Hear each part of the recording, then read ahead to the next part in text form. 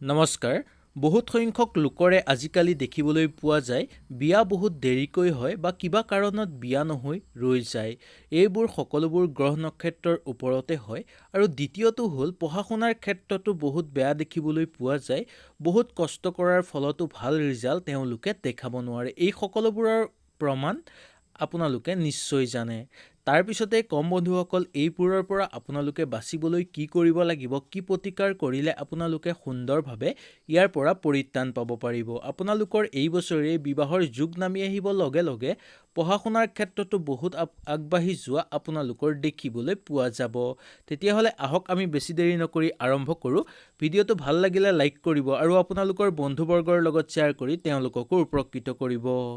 1 নম্বৰটো ক'বলৈ লৈছোঁ, ঘৰত এজোপা আপোনালোকে তুলসী গছ ৰুৱক। যদিহে ঘৰত তুলসী গছ নাই তেতিয়াহ'লে ক'ৰবাৰ পৰা বিচাৰি আনি হ'লেও এজোপা তুলসী গছ আপোনালোকে ঘৰত ৰুৱক। কিয়নো তুলসী গছ হৈছে জগদাত্ৰী বা লক্ষ্মী মাৰ স্বৰূপ।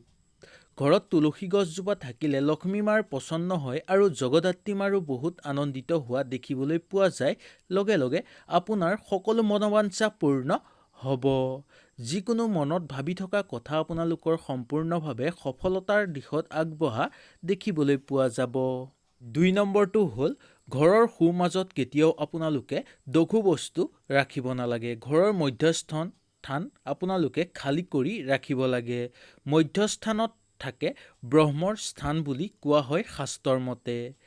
কেতিয়াবা আপোনালোকৰ গ্ৰহ নক্ষত্ৰৰ বেয়া থাকিলে সেই জেগাত বস্তু থ'লে আপোনালোকৰ হ'বলগীয়া কাম ৰৈ থকা দেখিবলৈ পোৱা যায় আৰু শুভ কাম ৰৈ থাকিব পাৰে। সেইকাৰণে ঘৰৰ মধ্যস্থানত আপোনালোকে একো বস্তু বা কিবা লঘু বস্তু আপোনালোকে ৰাখিব নালাগে।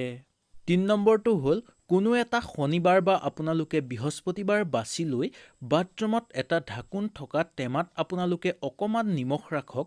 সেই নিমখৰ পৰা আপোনালোকৰ ভাগ্য সলনি হ'ব আৰু কিবা ৰৈ থকা সমস্যা আপোনালোকৰ দূৰ হৈ যাব পাৰে। আৰু বন্ধুসকল, আপোনালোকে সেই বাথৰুমত নিমখ ৰখাৰ সময়ত আপোনালোকে নিশ্চয় গা ধোৱাৰ পিছতহে সৰু টেমা এটাত আপোনালোকে নিমখ অলপ ৰাখিব পাৰে। 4 নম্বৰটো হ'ল, সকলো মানুহে আজিকালি দেখিবলৈ পোৱা যায় যে শিৱ মন্দিৰত পূজা কৰে, কিন্তু সঠিকভাৱে পূজা নকৰাৰ ফলত আপোনালোকৰ মনৰ বাঞ্ছা পূৰ্ণ নহয়।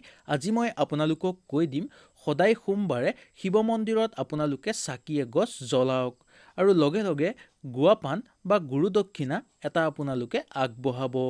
আপোনালোকে সকলোৱে ভাটিবেলাৰ সময়টো আপোনালোকে নিৰ্ধাৰণ কৰি ল'ব। বেলি বহাৰ আগে আগে শিৱ মন্দিৰত গৈ চাকি এগছ জ্বলাব আৰু সেই চাকি গছৰ পৰাই আপোনালোকৰ সকলো মনোবাঞ্ছা পূৰ্ণ হ'ব আৰু শুভ কাম ৰৈ থকা বা কিবা ৰৈ থকা কাম আপোনালোকৰ সম্পূৰ্ণ হৈ যাব পাৰে।